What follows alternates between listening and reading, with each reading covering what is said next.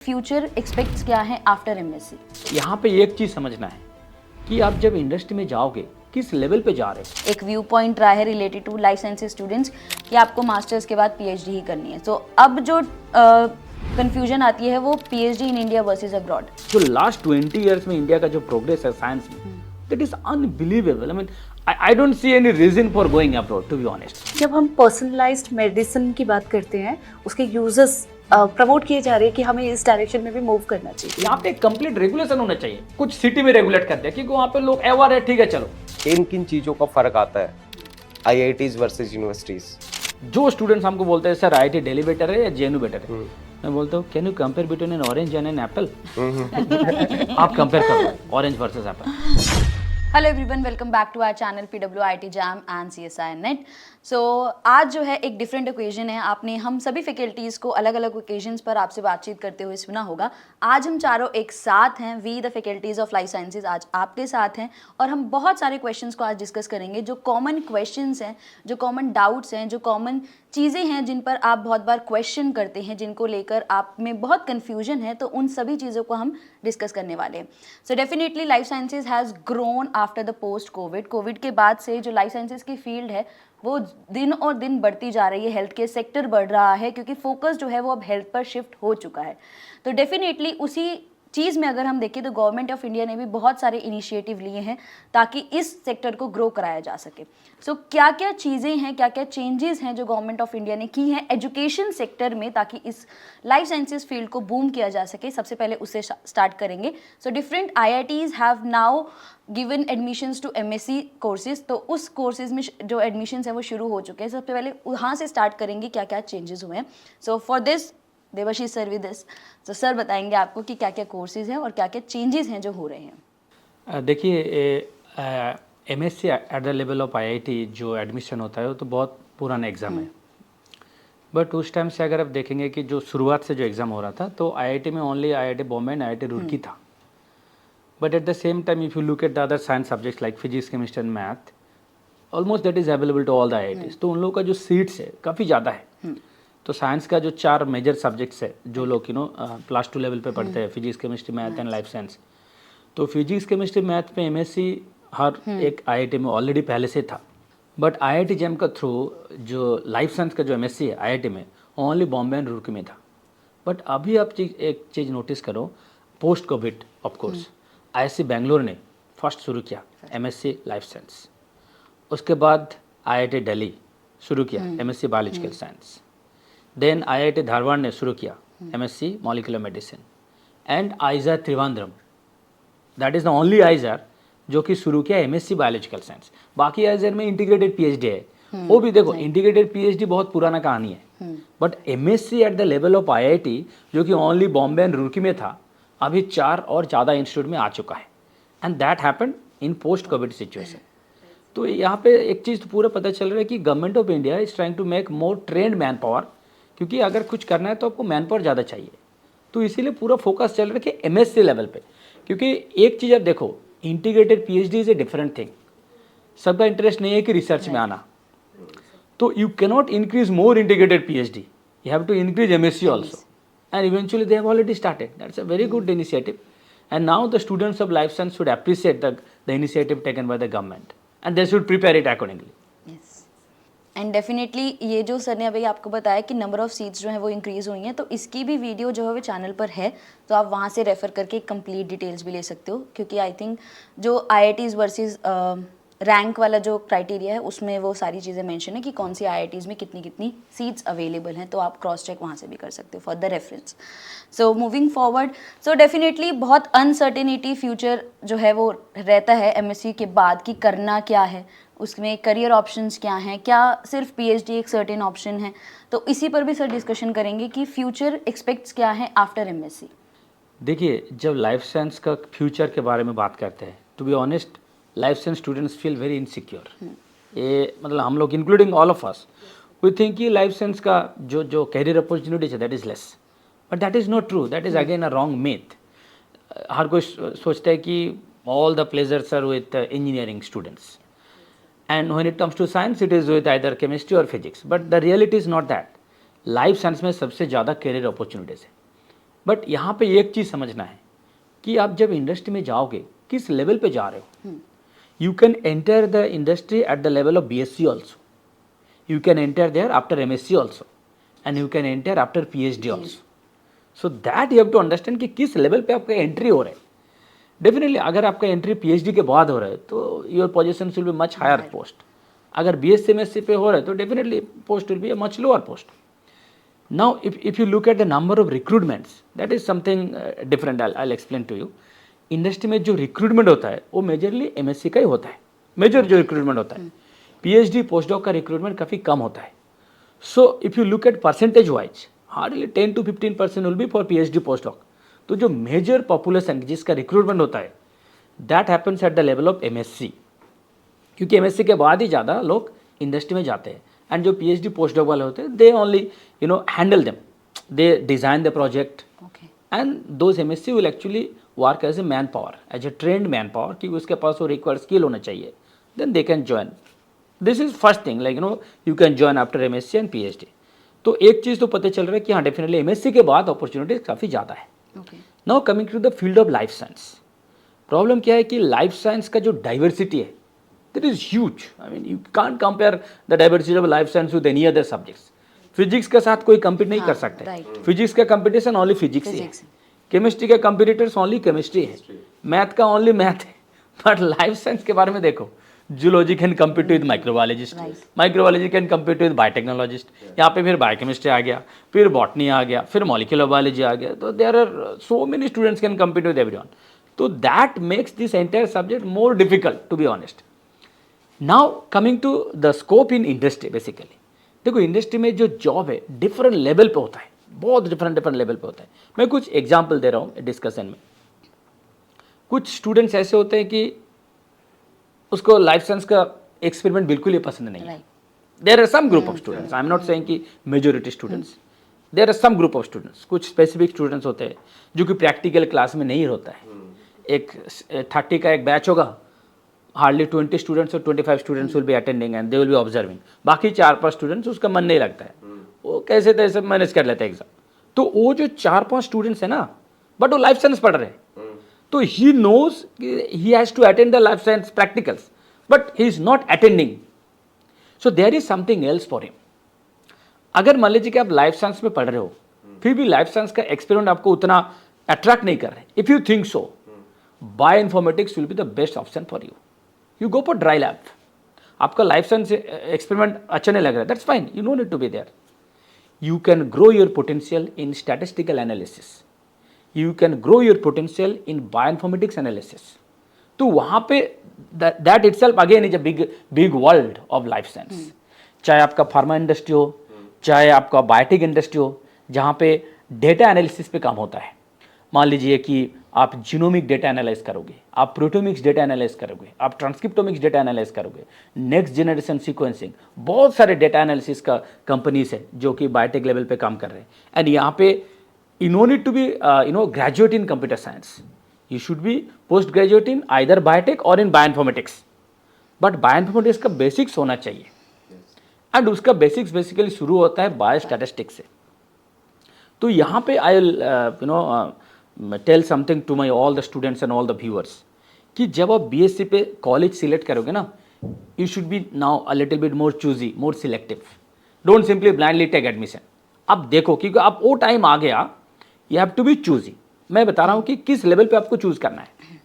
देखो कौन सा कॉलेज में, मान लीजिए कि आपका BSc जूलॉजी है, fine, but I know there are some colleges in India जो कि BSc जूलॉजी में एक पेपर दे रहे हैं बायोस्टैटिस्टिक्स.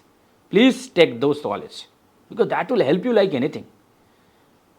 तो that is one criteria कि हाँ BSc जूलॉजी के साथ साथ मतलब आपका एक पेपर होना चाहिए बायोस्टैटिस्टिक्स होना चाहिए. देन बायोइन्फॉर्मेटिक्स, या तो आपका कंप्लीट MSc बायोइन्फॉर्मेटिक्स हो, या तो आपका MSc बायोटेक हो जहाँ पे बायोइन्फॉर्मेटिक्स होगा. देन उसके साथ जीनोमिक्स आएगा, प्रोटोमिक्स आएगा, सब कुछ आ जाएगा. ना यहाँ पे और एक चीज़ मैं सजेस्ट करना चाहता हूँ कि कुछ स्टूडेंट्स जो कि सुन रहे हैं हम लोगों को, वो शायद सोचेंगे सर मेरा कॉलेज में तो नहीं है, वो बायोस्टैटिस्टिक्स ऑप्शन दिया नहीं, तो मैं क्या कर सकता हूँ. आप भी कुछ कर सकते हो. कैसे? देखो, those are the plus point of post covid. There are many you can say the trend institutes जहाँ से आप ऑनलाइन सीख सकते हो। आपको मैं एक एग्जांपल दे रहा हूँ। I am sure most of the BSc students are aware with NPTEL courses which are run by IITs and Coursera also. तो you can learn and NPTEL आप कितना भी कोर्स कर सकते हो, बट सारे कोर्सेज क्रेडिट नहीं होगा। मान लीजिए मैं आपको बता रहा हूँ, आपका यूनिवर्सिटी का जो रिक्वायरमेंट है वहाँ पे आपको एक NPTEL कोर्स करना है, but you can do multiple courses. हाँ, the thing is you will be learning but that will not be a part of your transcript. मतलब आपका जो मार्क्स आएगा BSc, तो वहाँ पे एक का रिक्वायरमेंट है, तो आप वहाँ पे 3-4 कर लो, तो आपका नॉलेज तो इंक्रीज हो रहा है। तो हो सकता है you can not accommodate, because I know there are some good students who will be learning more NPTEL courses, because NPTEL courses इसीलिए डिजाइन किया गया, चाहे आपका कॉलेज से प्रोवाइड कर रहे या नहीं कर रहे, still you can learn. And the most important thing is there is no limit of learning. आप 3, 4, 5 कितना भी NPTEL कोर्स कर सकते हो, तो वहां पे स्टैटिस्टिक्स सीख लो। आपका कॉलेज अगर नहीं भी दे रहा है, you can learn it from NPTEL। So options are there, the only thing is you have to have good amount of appetite. अगर आपके अंदर वो हंगर नहीं है, you will always find excuse कि सर मेरा कॉलेज में तो नहीं दे रहे। अरे NPTEL तो दे रहे हैं ना, आप NPTEL से सीख लो। In that relation also hands on experience जो इंटर्नशिप्स होती हैं उसके बारे में भी बताओ। देखिए, अब वो मैं बेसिकली ये जो बोल रहा था वो उन स्टूडेंट्स के लिए है, हाँ, right. जिसका बायोलॉजिकल एक्सपीरियंस उतना अट्रैक्ट नहीं करते। Now coming to the core biologist, जिसका दिन रात एक्सपेरिमेंट होता है, तो यहाँ पे अगेन बहुत सारे अपॉर्चुनिटीज है। मैं आपको बता रहा हूँ, यहाँ पे बहुत सारे अपॉर्चुनिटीज है। जैसे एक सेक्टर है जो कि pharma sector and biotech sector, दोनों एकदम दे वर्क वेरी क्लोजली, एकदम मर्ज वाइज काम करते हैं। एक चीज मैंने ऑब्जर्व किया for the last almost 1 decade completely, India का जो फार्मा मार्केट है एक बहुत बड़ा मार्केट है। फार्मा मार्केट, वो pharma market is not for manufacturing pharma, that is for something else. मैं बता रहा हूँ, कुछ डेवलप्ड कंट्री है लाइक US एंड जर्मनी, जो कि बहुत मॉलिक्यूल को प्रोड्यूस करते हैं, बट इस मॉलिक्यूल को फाइनली पास करने के लिए you have to go through other processes like pre clinical trials, clinical trials, there are many things. अब ये जो प्रोसेस है, that process itself is time consuming process. अब जहाँ से वो मॉलिक्यूल डेवलप हो रहा है, चाहे जर्मनी हो चाहे US हो, उनके पास उतना टाइम नहीं है। मोस्ट इंपॉर्टेंटली उतना टाइम नहीं है कि इस मॉलिक्यूल को टेस्ट कर दो चाहे पास हो जाए। Now they are constantly doing research and they are coming up with lot of molecules. अब मॉलिक्यूल को टेस्ट कौन करेगा? कंट्री लाइक इंडिया, जहाँ पे इतना सारा मैन पावर अवेलेबल है, so many train man power with MSc and pharma companies. So India का जो मोस्ट फार्मा कंपनीज है, they are serving as a outsourcer, like जो आउटसोर्सिंग होता है ना, they are outsourcing Indian pharma companies, they are testing in pre clinical trials and clinical trials. And यहाँ पे massive recruitment होता है, मैसिव मतलब massive. There are so many molecules which will be coming from US and Germany, and Indian companies, pharma companies, they are regularly testing all this. तो यहाँ पे एक बहुत बड़ा रिक्रूटमेंट होता है। यहाँ पे students can go definitely, but provided उसके पास वो रिक्वायर्ड स्किल सेट होना चाहिए। हाँ, वो स्किल सेट क्या है? अगर आपके पास एनिमल सेल कल्चर का वर्क एक्सपीरियंस हो, सेल लाइन कल्चर का, अगर सेल लाइन कल्चर में आपका एक्सपीरियंस है, then you are the good candidate. Okay, अच्छा, देन उसके बाद अगर आपका इनविट्रो ऐसे अच्छा है, देन आप जा सकते हो। रिकम्बिनेंट प्रोटीन प्रोडक्शन, उसका एक्सप्रेशन एंड प्रोडक्शन बहुत ज्यादा काम होता है वहां पे। तो जिसका मान लीजिए कि मॉलिक्यूलर बायोलॉजी में नॉलेज बहुत अच्छा है, क्लोनिंग, एक्सप्रेशन, प्यूरिफिकेशन एंड ऐसे इनविट्रो ऐसे, they can also be a good candidate. And on top of it vaccine production, vaccine designing and production, तो वहां पे भी मैसिव रिक्रूटमेंट होता है। अब इंडिया का जो कंपनी है, मान लीजिए सीरम इंस्टीट्यूट पुणे हो या तो Bharat Biotech, they are constantly doing all those things. तो वहां पे MSc स्टूडेंट्स का बहुत ज्यादा रिक्रूटमेंट होता है। तो ऐसा नहीं कि आपका बैकग्राउंड जूलॉजी हो या बॉटनी हो, वॉट एवर बैकग्राउंड, आपके पास वो स्किल सेट होना चाहिए। अगर आपके पास स्किल सेट है, then no one will look for your background कि आपका जूलॉजी या बॉटनी है, तो दैट मैटर्स। एंड जैसे सर ने मेंशन किया कि इट्स नॉट जस्ट अबाउट कि आपके कॉलेज में वो चीज़ कराई जा रही है नहीं कराई जा रही। नाउ इन दिस वर्ल्ड जब सब कुछ बहुत आसानी से अवेलेबल है, तो you get different internships also, चाहे आप उसको आप हैंड्स ऑन एक्सपीरियंस सीखना चाहो कि आपको एक्सपेरिमेंट्स कंडक्ट कैसे करने हैं, या फिर जैसे सर ने बायो इन्फो के लिए मेंशन किया वी हैव ऑनलाइन ट्रेनिंग्स, तो everything is available. It's just that you need to find which suits you. कौन सी चीज़ है जो आपको इंटरेस्ट दिलाती है, उसमें आपको फोकस करना है. एंड जो सर ने अभी क्लिनिकल ट्रायल्स वाला मेंशन किया, that is also a degree MSc in clinical research available. Jamia Hamdard में वहाँ पर वो कोर्स है, तो you can check it out. तो ये बहुत सारी चीज़ें हैं जो विद द टाइम जो है चेंज हो रही हैं एंड ग्रोइंग फील्ड्स हैं. तो बायो इन्फो, बायोस्टैटिक्स, ये सारी ग्रोइंग फील्ड्स हैं, तो आप इन्हें भी एक्सप्लोर कर सकते हो definitely to get better future expects कि क्या हो सकता है. तो अब हम ट्रेडिशनल पर ही बात करते हैं, PhD पर बात करते हैं, जो हमेशा से एक व्यू पॉइंट रहा है related to life sciences students कि आपको मास्टर्स के बाद PhD ही करनी है. सो अब जो कन्फ्यूजन आती है वो PhD in India versus abroad. So उस पर डिस्कशन करेंगे. देखिए, it's very sensitive topic Yeah. कि PhD इंडिया से करना चाहिए या अब्रॉड से करना चाहिए. I'll remain honest to my opinion. देखो, मैं last more than almost you can से 2 decades, लास्ट 20 ईयर्स का अगर आप इंडिया का जो साइंस का प्रोग्रेस है अगर आप देखोगे, that is phenomenal to be honest. तो एक टाइम था 20 साल पहले, मैं ड्यूरिंग 2000 के मैं बात कर रहा हूँ, उस टाइम पे मैं देखता था काफ़ी सारे seniors they used to travel abroad for PhD. But जो लास्ट 20 ईयर्स में इंडिया का जो प्रोग्रेस है साइंस में, that is unbelievable. I mean I don't see any reason for going abroad to be honest. मैं आपको कुछ एग्जाम्पल दे, मतलब technical example, then you will understand what I mean. कुछ लोग सिंपली कंपेयर करते हैं कि इंडिया से करना चाहिए, अब्रॉड से करना चाहिए. But I will tell you technically. मान लीजिए कि आप इंडिया में किसी रेपुटेड इंस्टीट्यूट से PhD कर रहे हो, आपके पास 2 JBC है. आप MIT से PhD कर रहे हो, वहाँ पे भी 2 JBC है. तो think from that point of view. I am not comparing MIT versus IIT, to be honest. I am not comparing that. I am simply comparing in terms of research output. मान लीजिए कि as a PhD scholar आप university of Texas से 2 JBC publish किया, आप IISc Bangalore से भी 2 JBC कर सकते हो PhD में. तो ऐसे नहीं है कि आप IIT में हो या तो IISc में हो या तो JNU में हो, आपका JBC नहीं होगा. अरे यहाँ पे PNS भी होता है, यहाँ पे JBAC भी होता है, तो JAX भी होता है, तो इंडिया से भी होता है. तो ऐसे नहीं कि अब्रॉड जाने से आपको ज़्यादा मिल जाएगा. हाँ, एक चीज़ क्या है मैं आपको बता रहा हूँ, मतलब कहाँ पे डिफरेंस है. अब्रॉड में जो आपको मिलेगा वो है बहुत ज़्यादा research culture. And research culture PhD से नहीं होता है, रिसर्च कल्चर होता है पोस्ट डॉक से. एक टेक्निकल एग्जांपल दे रहा हूँ तो यू विल अंडरस्टैंड. मान लीजिए कि एक एवरेज इंडियन इंस्टीट्यूट का अगर आप देखोगे, किसी पर्टिकुलर लैब में कितना पोस्ट डॉक होंगे? एवरेज 1 और 2. राइट. यही चीज जब आप अब्रॉड में जाओगे वहां पे सिनेरियो दूसरा है. मिनिमम 5 to 6 पोस्ट डॉक होंगे. Now as a PhD scholar जब आप ज्वाइन कर रहे हो as a JRF, you have more opportunities to learn from post doc. तो आपका ऐसे नहीं कि सुपरवाइजर से क्या सीखोगे. To be honest, supervisor only plan कर देते हैं आपको ये करना है वो करना है. तो आपका जो प्राइमरी पर्सन है जहां से आप सीखोगे, they are mainly either your PhD seniors और पोस्ट डॉक्स. तो यहां पे डिफरेंस आ जाता है.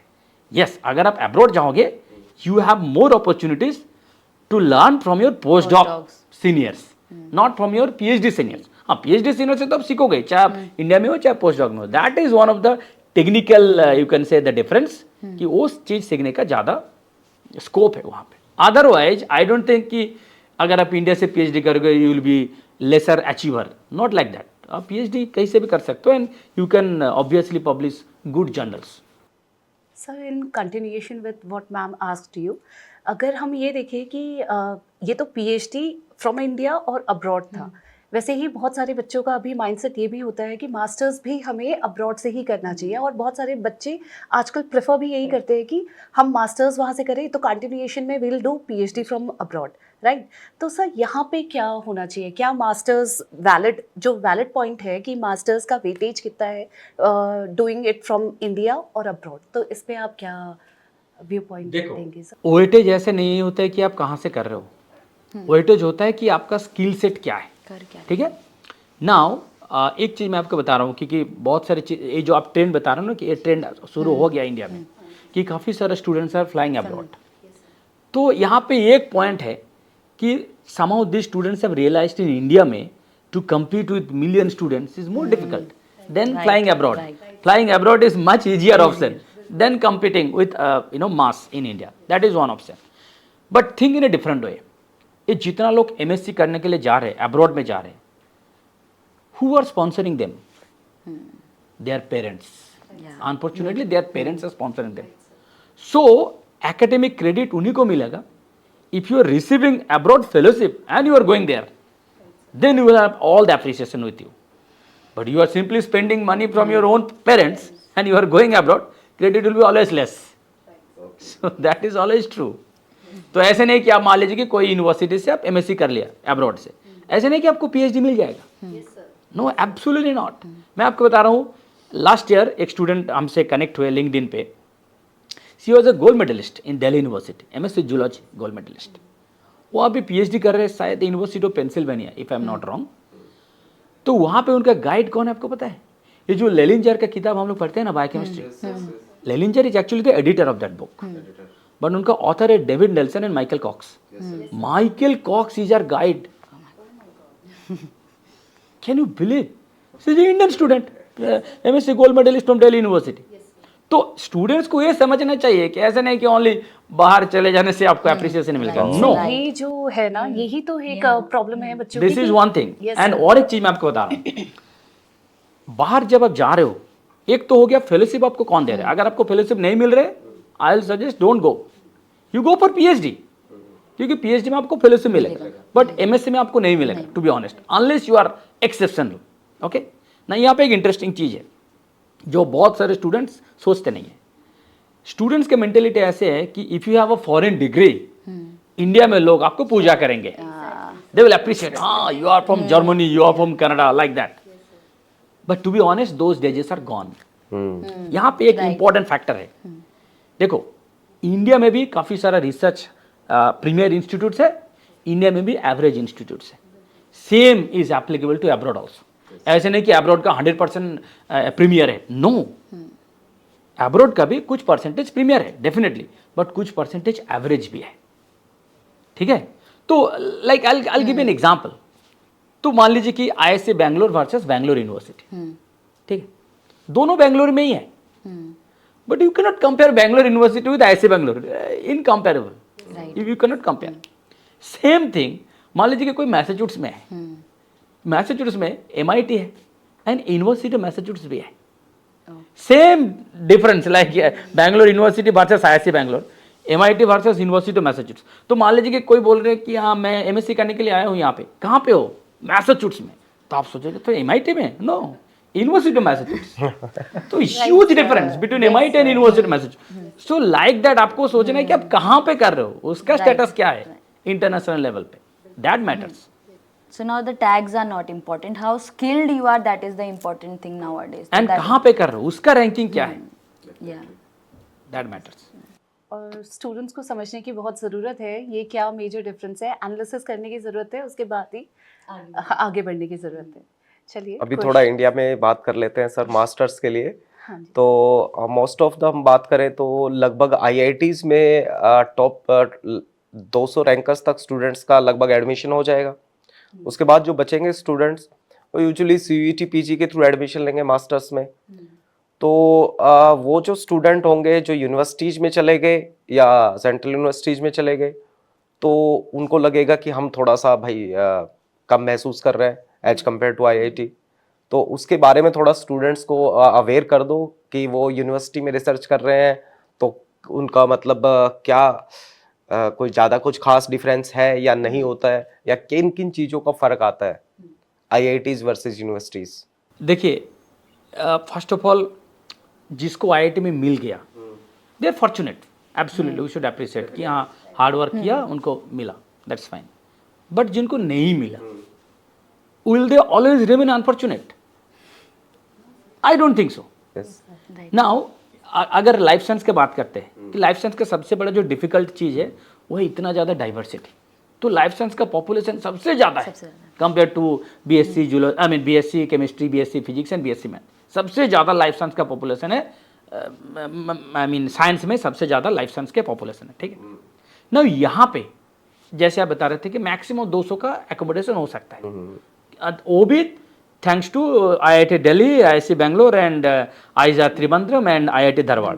इससे पहले तो ओनली बॉम्बे एंड रुड़की था, उसमें तो और ही कम होता था. तो 200 चला गया, ठीक है चलो. बट और जो बाकी पॉपुलेशन वो कहाँ जाएगा, उसको तो आना ही पड़ेगा यूनिवर्सिटी में। अब इंडिया का जो बाकी यूनिवर्सिटीज़ है, it could be JNU, BHU, Hyderabad, Pune, Delhi university, they are all equally good, they are all equally good. ये जब स्टूडेंट्स बोलते हैं ना कि सर JNU में करे या IIT दिल्ली में करे, मेरे पास एक ही क्वेश्चन है हमेशा, I always use the same question to everyone. जो स्टूडेंट्स हमको बोलते हैं सर IIT दिल्ली बेटर है या JNU बेटर है, मैं बोलता हूँ can you compare between an orange and an apple. आप कंपेयर करो orange versus apple, then I will compare IIT Delhi versus JNU, I will compare later. First you compare orange versus apple, बात यही पे खत्म हो जाता है। They are all great, you can't compare JNU versus Delhi. अरे JNU से भी बहुत स्टॉलवर्ड है, दिल्ली यूनिवर्सिटी भी स्टॉलवर्ड है। तो ऐसे नहीं है कि यू शुड बी डीमोटिवेटेड कि हमको IIT नहीं मिला। First of all this is absolutely not true, this is a completely wrong myth कि हमको MSc यूनिवर्सिटी से हो रहा है। ठीक है, now coming to other things. अब जैसे जानते हो कि लाइफ साइंस के काफी सारे डिफरेंट डिसिप्लिन है। Yes, sir. यहाँ पे मैं एक चीज आपको to all the viewers I must suggest. एक टाइम ऐसे था पहले कि स्टूडेंट्स क्या करते थे, जैसे लाइफ साइंस की इतना सारा डाइवर्सिटी है, स्टूडेंट्स का माइंडसेट ऐसा होता था कि मैंने BSc बॉटनी किया तो हमको MSc बॉटनी करना है, हाँ, मैंने BSc जूलॉजी किया हमको MSc जूलॉजी करना Zoology है। ही करना है। Yes. Now you look at the education scenario. मैं आपको बता रहा हूँ through this podcast to all the viewers, अब ये MSc वाला जो कंसेप्ट है ये पूरा विथड्रॉन हो गया, सिमट गया। मैं आपको प्रूव कर रहा हूं, जब से NEP आया है, न्यू एजुकेशन पॉलिसी, जब से NEP आया है तब से आप देखो एजुकेशन सेक्टर में क्या चेंजेस लाया। मैं आपको एक सिंपल एग्जांपल दे रहा हूं, देन आपको पता चलेगा। अच्छा एक बात बताओ, जो लोग इंजीनियरिंग बैकग्राउंड से है, B.Tech करते हैं, कितना स्टूडेंट M.Tech करते हैं? 5%, वो भी लेस देन 5%। तो B.Tech करने के बाद they are directly into job sector, yes sir. They don't need any master degree. तो एक सब्जेक्ट को एक बार पढ़ लिया, they are well trained, now they are into job. But if you look at the science, you look at the syllabus of BSc Zoology and MSc Zoology, 70% will be same. 70% Yes, safe. sir. Look at the syllabus of BSc Botany and MSc Botany, 70% will be same. Definitely. BSc Biotech, MSc Biotech, 70% will be same. So now the thing is, जब engineering वाला जो चीज B.Tech में पढ़ रहे हैं, they are not going for M.Tech again, मतलब एक बार पढ़ लिया, they are well train for job. Job. But in case of science same चीज को 3 साल में पढ़ रहे एक बार BSc, सेम चीज को फिर पढ़ रहे 2 साल में MSc में। इसका कोई जरूरत है क्या? इसी चीज को गवर्नमेंट ऑफ इंडिया ने रियलाइज किया एंड NEP इंट्रोड्यूस किया। अब देखो NEP में क्या है, 4 साल कर दिया BSc, आप एक बार ही पढ़ो, आपको MSc करने का जरूरत नहीं है, डायरेक्ट PhD का टिकट दे दिया। करो PhD। आपको डायरेक्ट PhD का टिकट दे दिया कि 4 साल के अगर आपका BSc है, you no need to go for MSc, you are directly eligible for PhD. PhD definitely. So that means ये साइंस वाले के लिए भी एप्लीकेबल हो गया कि you no need to study the same subject in your BSc and MSc. MSc. ठीक है? Now coming to a different way, अगर आपको MSc करना ही है 4 साल के बाद नहीं, definitely you will exit after 3 years, क्योंकि अगर 4 साल के बाद MSc कर रहे हो, basically you are losing 1 more year, 4+2, you go for 3+2. Now if you are going for 3+2, यहाँ पे I will suggest to all the students, अगर आपका BSc जूलॉजी है, you no need to study MSc zoology again, यहाँ पे आपको उतना फायदा नहीं होगा, यू हैव टू डाइवर्सिफाई। आपका BSc जूलॉजी है, you go for MSc microbiology और MSc बायोटेक। Definitely. आपका BSc बॉटनी है, गो फॉर MSc बायोटेक और MSc माइक्रोबायोलॉजी, या तो गो फॉर MSc बायोकेमिस्ट्री। आप जितना ज्यादा डाइवर्सिफाई करोगे आपका BSc and MSc को, उतना ही ज्यादा एप्रिसिएशन मिलेगा, क्योंकि वो दिन चला गया जो सब्जेक्ट में BSc करो, सेम सब्जेक्ट आपको MSc करना है, क्योंकि NEP में तो वही कर रहे हैं ना, MSc को उठा दिया पूरा, उठा दिया कि 4 साल के बाद आप PhD में आओ, you don't need MSc anymore. तो आप क्यों 3+2 में सेम सब्जेक्ट को 2 बार पढ़ोगे, जहां पे गवर्नमेंट ही आपको ऑप्शन दिया कि आप एक बार पढ़ो, 4 साल आप के लिए। खुद क्यों 2 बार पढ़ोगे? सही बात है। And that is so true. मतलब I don't find any reason that you will be studying same subject again and again, you study something else. Definitely. बहुत सारी कन्फ्यूजन इससे भी क्लियर हो जाएगी कि हाँ, जो बच्चे भी मेजरली ये चीज पूछते हैं कि क्या हमें अपने स्विच करने चाहिए। डेफिनेटली स्विच This- करना या चाहिए। नहीं अब करना यहाँ पे चाहिए। एक चीज मैं बता रहा हूँ, किसको स्विच नहीं करना चाहिए। हम्म जिसका टारगेट है कि हमको स्कूल टीचर बनना है, right. He should not switch. तो मेरा बात सुन के you should not be conclusive कि सर आप क्या बात कर रहे हो। अगर आपका टारगेट है कि हमको स्कूल टीचर बनना है, then you stick to your own subject, BSc zoology, MSc zoology, क्योंकि वहां पे जूलॉजी का रिक्रूटमेंट होगा as a teacher. Similarly BSc botany, MSc botany, they will recruit as a botany teacher. Now if you are looking beyond school teaching option, then obviously you should switch, you have to. अगर switch ज्यादा नहीं किया तो आपका appreciation कम होगा। इसमें जैसे ये बीएससी और एमएससी का स्विच है, तो बच्चे बहुत बार एमएससी पीएचडी का भी स्विच पूछते हैं कि जिसमें हम एमएससी करें क्या हम पीएचडी भी उसी में करेंगे। So they are not well aware about this also कि they can also move to different fields of PhD after doing an MSc also. देखो पीएचडी का बॉल गेम थोड़ा दूसरा है। पीएचडी ऐसे सब्जेक्ट ओरिएंटेड नहीं होता है। हाँ, राइट। पीएचडी एक एरिया है, पीएचडी एक एरिया है। नाउ मान लीजिए कि आप किसी यूनिवर्सिटी में पीएचडी कर रहे हो, यूनिवर्सिटी का सिस्टम क्या है, यूनिवर्सिटी में डिपार्टमेंट ऑफ जूलॉजी भी है, डिपार्टमेंट ऑफ बॉटनी भी है, डिपार्टमेंट ऑफ लाइफ साइंस भी है, बहुत सारे हैं। आप जिस डिपार्टमेंट में आप रजिस्टर करोगे आपको डिग्री उसी डिपार्टमेंट से मिलेगा। ठीक है ना, I am giving an example. मान लीजिए कि कोई कैंसर बायोलॉजी में काम कर रहे हैं, कैंसर बायोलॉजी में काम आपको क्या लगता है ओनली जो डिपार्टमेंट ऑफ जूलॉजी वही लोग कर रहे हैं? नो, डिपार्टमेंट ऑफ बॉटनी भी कर रहे हैं, बायोकेमिस्ट्री भी कर सो रहे हैं। बायोकेमिस्ट्री भी कर रहे हैं। तो मान सो जो आपका जिस डिपार्टमेंट में रजिस्ट्रेशन है आपको डिग्री उस डिपार्टमेंट से मिलेगा, क्योंकि आपका पीएचडी में डिग्री नहीं लिखा होगा कि PhD in cancer biology, PhD from department of biotech, department of botany, department of zoology, तो that will be your degree. और पीएचडी में तो लगता है सर, मतलब ये है कि एक स्टूडेंट को चाहे वो बायोटेक का हो, माइक्रोबायो का है, वो बायोकेमिस्ट्री का हो, उसको ये सारी की सारी चीजें करनी पड़ती है। हाँ डिफरेंट, वहां पे कोई सेपरेशन नहीं है, कोई एवरीथिंग इज separation नहीं मर्ज टुगेदर, एवरीथिंग इज उसको मर्ज, सारे एरिया फुलफिल करने पड़ते पूरा हैं। पूरा पूरा। चलिए सर, एक क्वेश्चन आजकल थोड़ा ज़्यादा हो रहा है कि जब हम पर्सनलाइज्ड मेडिसिन की बात करते हैं, उसके यूजेस प्रमोट किए जा रहे हैं कि हमें इस डायरेक्शन में भी मूव करना चाहिए, तो इस पे आप क्या कहेंगे, आपके व्यू पॉइंट्स? देखिए पर्सनलाइज्ड मेडिसिन के कंसेप्ट तो ऑलरेडी आ चुका है अब्रॉड में, वो तो ऑलरेडी आ चुका है, यूएस यूके में ऑलरेडी है। इंडिया में उतना अवेयरनेस नहीं है टू बी ऑनेस्ट। कभी कभी हम लोग जो लाइफ साइंस सेक्टर में है ना, कभी कभी हम लोग देखते हैं कि इंडिया का जो हेल्थ केयर सेक्टर है वहाँ पे इतना जो अवेयरनेस होना चाहिए उतना अवेयरनेस नहीं है from the government of India side. एक एग्जांपल मैं आपको दे रहा हूँ, अभी भी लोग सोचते हैं कि मान लीजिए कि कुछ life threatening disease like cancer को लोग मानते हैं कि लाइफ थ्रेटनिंग डिजीज है, बट मैं एक चीज़ बता रहा हूँ कि मेरा काम उसमें है एंटीबायोटिक रेजिस्टेंस। ठीक है, yes, MDR multi drug resistance is more threatening than cancer. Definitely. Cancer का तो फिर भी स्टेजेस होता है, you can treat, but MDR का कोई स्टेजेस नहीं है। मतलब डॉक्टर के पास कोई ऑप्शन ही नहीं, आप ट्रीट कैसे करोगे? एक और बड़ी प्रॉब्लम ये है कि अभी न्यू एंटीबायोटिक्स जो है वो जनरेट नहीं की गई है। एग्जैक्टली, जो थी इनिशियली डिस्कवर्ड हो चुकी थी उन्हीं पे ही काम चल रहा था, और अभी नई कोई डिस्कवर हुई है करी नहीं है। अब तो यहाँ वो- पे गवर्नमेंट का कहाँ पे रोल होना चाहिए था? Basically we are all expecting कि ये जो कुछ लोग होते हैं इंडिया में जो सिंपली एंटीबायोटिक को खा लेते हैं without any prescription, without any recommendation, ऐसे खा लेते हैं, तो वहाँ पे एक कंप्लीट रेगुलेशन होना चाहिए। There should be serious regulation कि विदाउट प्रेस्क्रिप्शन ये जो शॉप में मिलता है they should not sell it, बिल्कुल sir, they should not sell. यहाँ पे एक कंप्लीट रेगुलेशन होना चाहिए।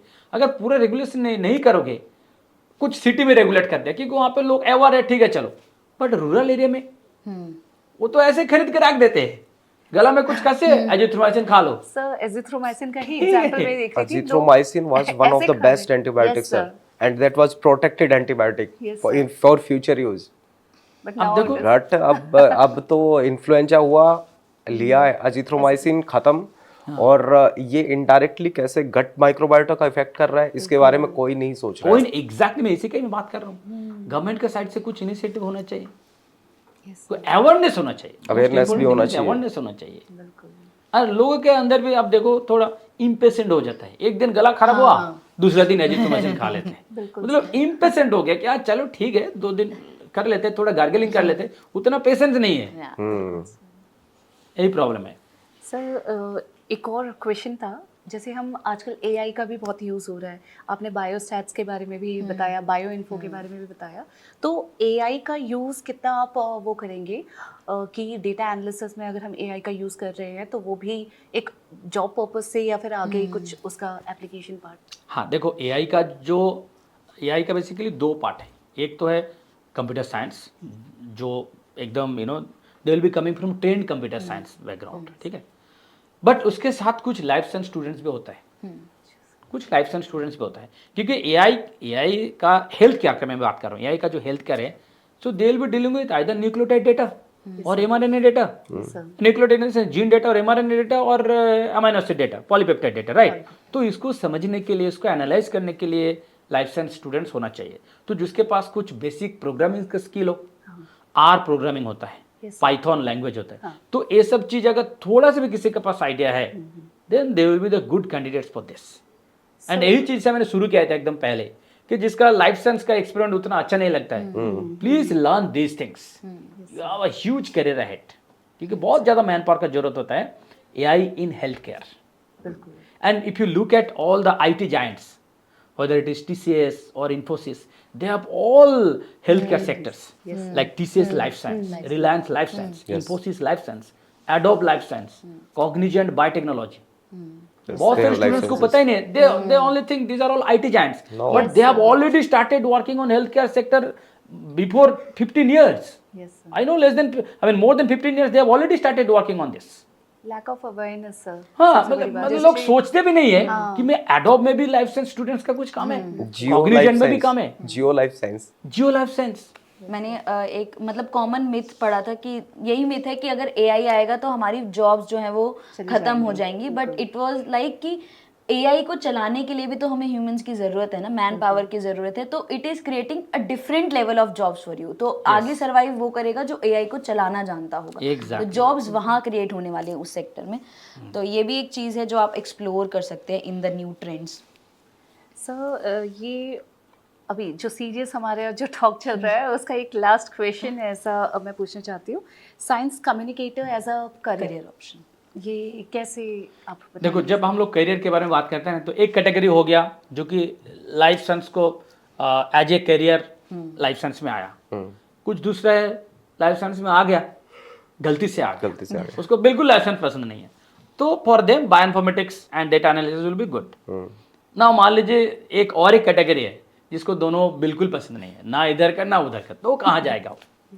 यहाँ पे देखो, आप जब job ढूंढोगे, some skill should be there, either this side or that side, some skill should be there, otherwise why should someone hire you? That is obvious thing. Now science communicator के लिए जो most important criteria है वो है writing skill. अगर आपके पास writing skill अच्छा हो, then you have a very good opportunities. मैं आपको कुछ एग्जाम्पल दे रहा हूँ। ये जो इंटरनेशनल जर्नल्स होता है ना, चाहे नेचर की बात करो, स्प्रिंगर नेचर, या तो वाइली का बात करो, या तो टेलर एंड फ्रांसिस, या तो मैकमिलन, सीआरसी प्रेस, ठीक है, टाटा मैकग्रा-हिल्स, तो ये सब का क्या है, एडिटोरियल लेवल पे रिक्रूटमेंट होता है। तो अगर एडिटोरियल लेवल पे रिक्रूटमेंट होता है तो they hire PhD candidates, you all should be PhD. अब पीएच जो एडिटोरियल आ रहे हैं जिसका रिक्रूटमेंट होता है, उसका एक असिस्टेंट का भी रिक्रूटमेंट होता है जिसको बोलते हैं एडिटोरियल असिस्टेंट, वहां पे एमएससी का रिक्रूटमेंट होता है। तो मान लीजिए कि एक एडिटर है, तो उसको असिस्ट करने के लिए 4-5 एमएससी स्टूडेंट्स। तो ऐसे जैसे मान लीजिए स्प्रिंगर नेचर में लाइफ साइंस में नोएडा में भी है उनका ऑफिस, पुणे में भी है, बेंगलुरु में भी है, एंड शायद चेन्नई में भी है। 4-5 सेक्टर, मतलब 4-5 जगह स्प्रिंगर नेचर का ही है, आई नो। इनफैक्ट मेरा ही काफी सारा फ्रेंड्स है जो कि आईआईटी मुंबई से भी पीएचडी किया, आईआईटी खड़गपुर से भी पीएचडी किया, they are all working with editorial post over there, subject specific. That is also very good opportunities. Science communicator बहुत अच्छा है। तो स्टूडेंट्स जो भी हमारे साथ जुड़े हुए हैं, तो आप ये देख सकते हैं कि साइंस कम्युनिकेटर के फॉर्म में भी बहुत आपके पास अपॉर्चुनिटीज़ है। तो अवेयरनेस की ज़रूरत है, जैसा जितना हमारा कंप्लीट डिस्कशन हुआ है उसके हिसाब से आपको एक्सप्लोर करना पड़ेगा, जैसे आपको देखना पड़ेगा, आपको टाइम स्पेंड करना पड़ेगा कि आप कैसा करियर चाहते हैं, उसके लिए आपको रिसर्च करनी पड़ेगी, तब जाके आपको सब चीज़ अवेलेबल है तो आपको पता चल पाएंगी। चलिए, आई थिंक इसको इसको ऐसे कहेंगे कि इस वाले चीज़ में डिस्कशन के टाइम पे हमने बहुत सारे नए ट्रेंड्स को डिस्कस किया है जो अपकमिंग फील्ड्स हैं, जैसे इवॉल्व हो रहा है। Career options in life sciences is also evolving with each and every day.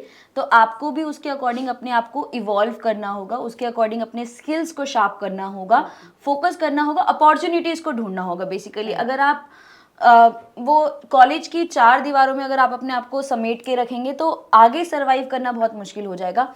तो गो बियॉन्ड दोज, इतने सारे प्लेटफॉर्म्स हैं जो हर चीज़ आपके लिए अवेलेबल करा रहे हैं, तो उन पर जाइए, ढूंढिए कौन सी चीज़ है जो आपको अट्रैक्ट करती है, कौन सी चीज़ है जो आपके लिए इंटरेस्टिंग है।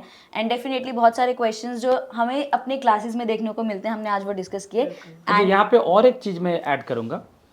कुछ टीचर्स होते हैं, वो लोग क्या करते हैं, मतलब मैं बता रहा हूँ, you know, from my own perception, कि स्टूडेंट्स अगर चैट जीपीटी यूज करते हैं, students will immediately start screaming, a why are you using chat GPT? But as a teacher I will encourage my students to use chat GPT. But यहाँ पे एक चीज हमको बोलना है, मैं स्टूडेंट्स को एनकरेज कर रहा हूँ चैट जीपीटी देखने के लिए, नॉट की कॉपी पेस्ट करने के लिए, ठीक है? क्योंकि चैट जीपीटी में आपको मॉडल आंसर मिलेगा, how to write some answer, you will get lot of idea. तो स्टूडेंट्स अगर चैट जीपीटी नहीं देखेंगे, मॉडल आंसर के बारे में सीखेंगे कहाँ? So as a teacher we should all encourage our students, please have a look at the chat GPT, but don't copy paste. अब देखो वहां पे मॉडल आंसर कैसे प्रेजेंट किया, accordingly learn something so that you will also learn how to write. Yes, but unfortunately student teachers क्यों डांटते हैं? Most of the students copy simply paste copy paste कर देते हैं, बिल्कुल they don't learn it from chat GPT. Right. And इसी से related एक करियर ऑप्शन भी है, बहुत सारे लिंक्डइन पे पोस्ट भी डेली आते हैं दैट जो अब जैसे एआई का जो डाटा है उसे बनाने की कोशिश की जा रही है, लाइफ साइंसेज का data is still going on, तो वहाँ पर बहुत सारी जॉब पोस्ट भी आती हैं that you need to go and check the data. They are hiring life sciences students कि वो उनके डाटा को चेक करें। जैसे वहाँ पर आप अलग अलग तरीके से क्वेश्चन प्रेजेंट करो, एआई आंसर सही दे रहा है गलत दे रहा है उसे चेक करो, this is actually a job. And उसमें कोई qualification bachelors and masters he minimum है जो मांग रहे हैं, सो इसे भी आप देख सकते हैं। सो डेफिनेटली बहुत सारे करियर ऑप्शंस हमने डिस्कस किए, एंड इन केस आपको और बहुत सारे क्वेश्चंस हैं जो आपके पास, वो आप कमेंट सेक्शन में डाल सकते हैं, we would love to answer those. Thank you so much. Thank you so much. Thank you. Thank you.